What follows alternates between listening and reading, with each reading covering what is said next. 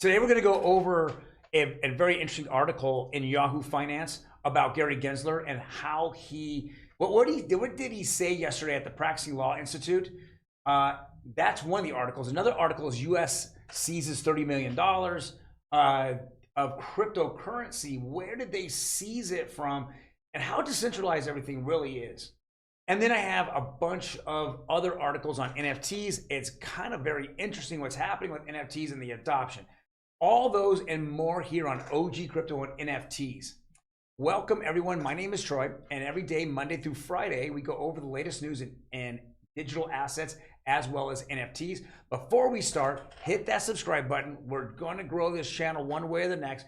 And then hit that like button, I really would appreciate it. It does help the channel get me out there a little more. Well, let's jump right into it. Yahoo Finance, the headline here is SEC Chair Gensler says vast majority of cryptocurrencies are securities. I'm gonna go over a couple quotes in here that Gary had said yesterday. Gary Gensler, SEC Chairman. Investors deserve disclosure to help them sort between investments that they think will flourish and those they think will flounder. Okay? Then he comes back and says investors deserve to be protected against fraud and manipulation. Well, let's go break those two statements down, right?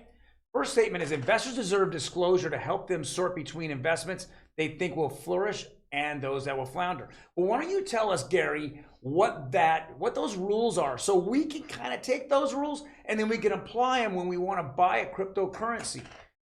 What, you don't have the rules available? Oh, everybody should already know the rules? Come on, man.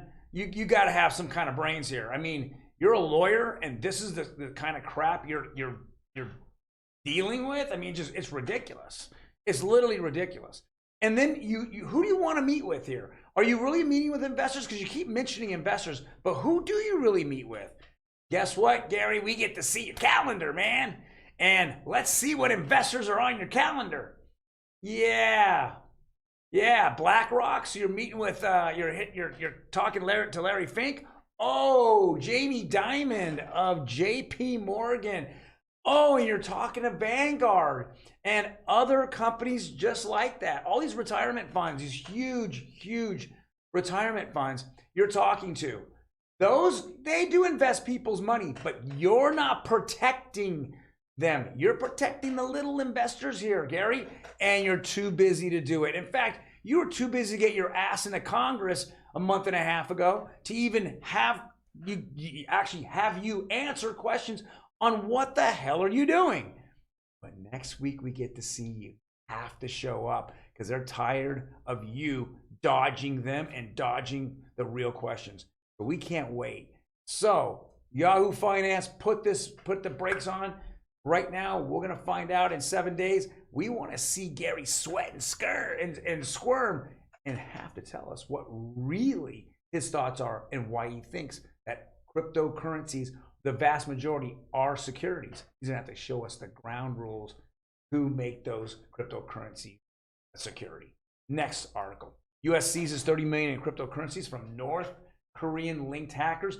These guys went in and jumped on the Ronin network. It's a side chain. It's a layer of the Ethereum network. So they only had 6 validators, and they went on an interview and just figured out some passwords, and they got in there and kind of cleaned house. So the U.S. came in and seized 30 million of it from a North Korean. This is my whole point, and I've been saying this for a long time. Everyone out there, all you Bitcoin maxis, I'm decentralized. It's a decentralized world. All you idiot Ethereum decentralized people, you're not. You're not decentralized. At any time, the government can come in and seize assets. Okay? If you're so decentralized, they couldn't touch you. If we look at Tornado Cash, they got crushed. Once the Treasury, U.S. Treasurer came out and said it was illegal to use it, in 72 hours, that beautiful decentralized app, the network got crushed and absolutely shut down. So please don't tell me that the world out there is decentralized. It's not. And as this continues to grow, it's easier and easier to find out who owns what and how to get to it. Next article. Now, our next few articles actually are all NFT related, and there's a lot of interesting things on here. But let's bring in our producer, Emmy. She is now turning into the NFT guru. Emmy, how you doing? I'm good, Troy. Thank you for asking. How are you today? I thought that might be one of the best intros you've ever had. It's way up there. It's way up there. Yeah, that's awesome. I got to work on it, right, to be in the top 10? Yeah. Well, all right. So tell me about the Japanese government issuing NFTs. okay, so I think this is really interesting. The Japanese are kind of notorious for like this, where if you're in a certain space, when they recognize you, get inside that space. Okay. So this is a good rendition. Not like, but like the way they do stuff in the NFT space. So a total of 7 mayors released the lives of the public. So basically, these digital technology to solve local challenges. So they're going to be recognized by cabinet. Is headed by the nation's chief cabinet, Rokazu Summer. Basically, these guys helped their schools with like technology. Pretty cool. It's really interesting. It's kind of a lot to explain, but when you see that the Japanese they're really into NFT, and they just embraced adoption like crazy. So I'm really curious how they're going to keep their very Japanese things with these new crypto and NFT items. Well, it's very interesting. I mean, using NFTs as rewards. We've gone over this many times on the channel. Is that I keep saying it's just not about animal communities or rug pulls, and I continue to see it over and over.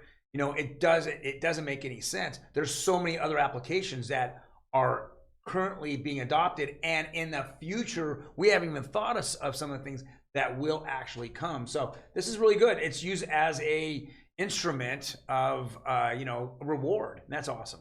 Yeah, I think it's well, who knows, maybe we'll see something like a gold star NFT collection. You never know. And there you go. Something like that. So okay, jumping into our next article.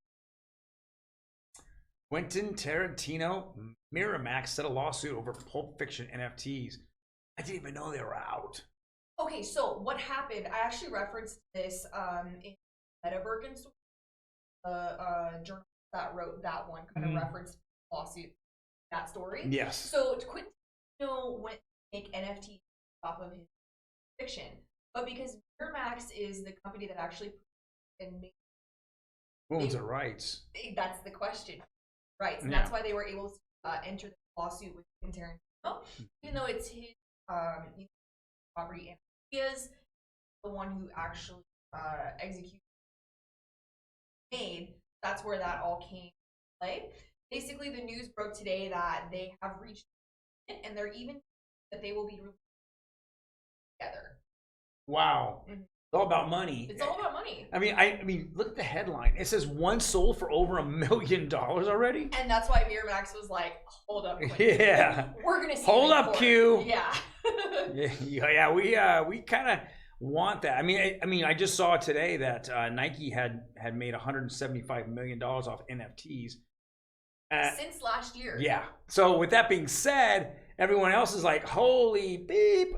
I want to get in." Yeah. So now it's just dividing up another hundreds of millions of dollars with all these rich people. Yeah, and going, off that note into our headline. Ford is getting ready to join the metaverse with virtual automobiles and NFTs. Now this is more back in that play of the metaverse, like Sandbox or Decentraland. So those are the things that people are looking at.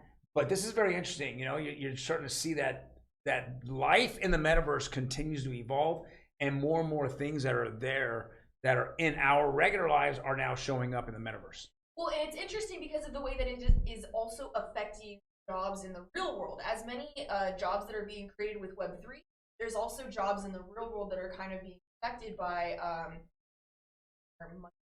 apartments and stuff.